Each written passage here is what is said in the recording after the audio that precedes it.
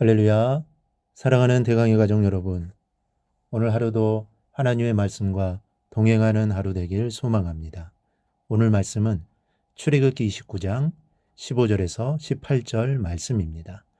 너는 또 순양 한 마리를 끌어오고 아론과 그의 아들들은 그 순양의 머리 위에 안수할지며 너는 그 순양을 잡고 그 피를 가져다가 제단 위에 주위에 뿌리고 그 순양의 각을 뜨고 그 장부와 다리는 씻어 각을 뜬 고기와 그 머리와 함께 두고 그 순양 전부를 제단 위에 불사르라.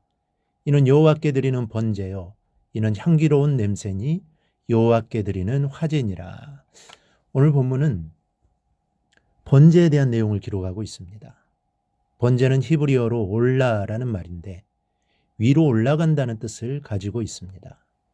번제를 드리려면 몇 가지 거쳐야 할 과정이 있는데 먼저는 순양의 머리에 안수하는 일입니다. 15절을 보면 너는 또 순양 한 마리를 끌어오고 아론과 그의 아들들은 그 순양의 머리 위에 안수할지며 그랬습니다.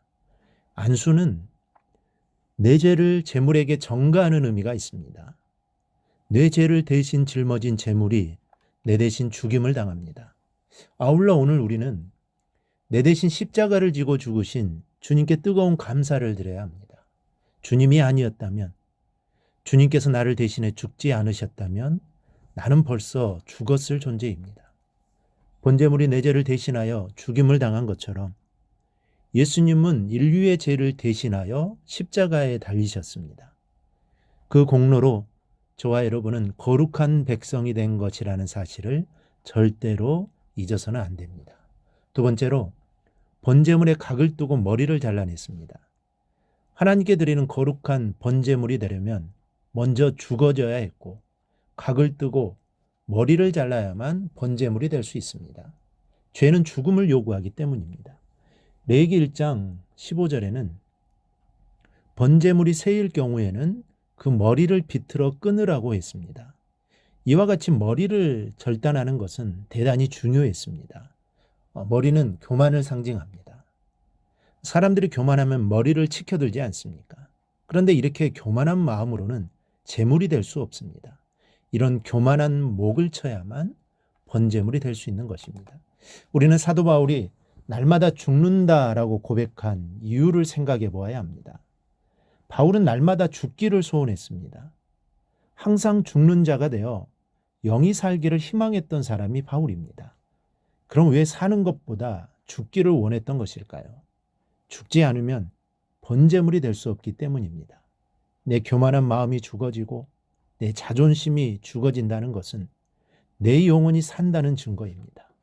교만한 자는 낮아지고 겸손한 자는 높아지며 육이 죽으면 영이 살고 육이 살면 영이 죽는다는 진리를 우리는 마음에 새겨야 할 겁니다. 이제부터는 사도 바울처럼 날마다 죽는 자들로 거듭나는 성도가 됩시다.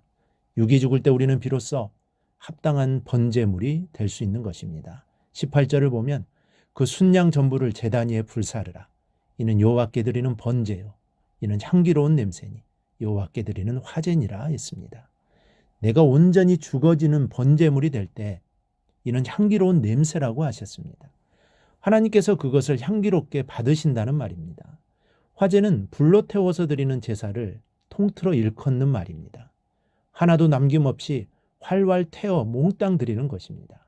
저와 여러분은 화제가 되어 주님의 뜻에 합당한 삶을 살아가므로 주님의 마음을 기쁘게 해드리는 자녀가 될 수 있기를 바랍니다. 세 번째는 더러운 내장과 정강이를 물로 씻었습니다. 레위기 1장 13절에는 그 내장과 그 정강이를 물로 씻을 것이요 제사장은 그 전부를 가져다가 제단 위에서 불살라 번제로 드릴지니 이는 화제라 여호와께 향기로운 냄새니라 그랬습니다. 번제물의 내장과 정강이를 물로 씻으라고 명령하셨습니다.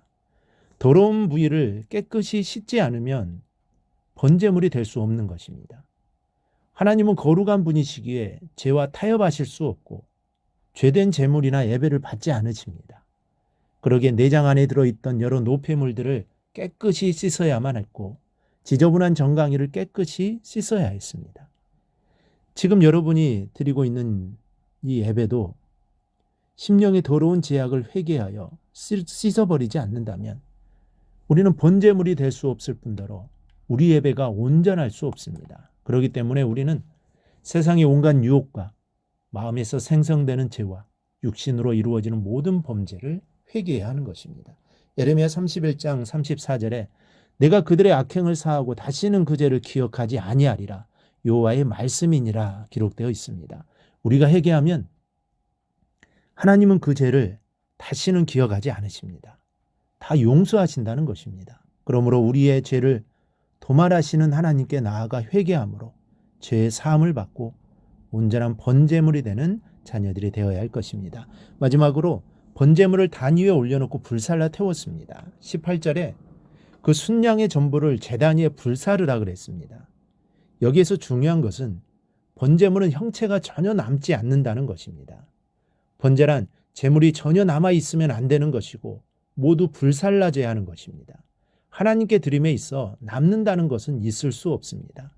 그런데 우리는 나 자신이 남아서 존재할 때가 많습니다.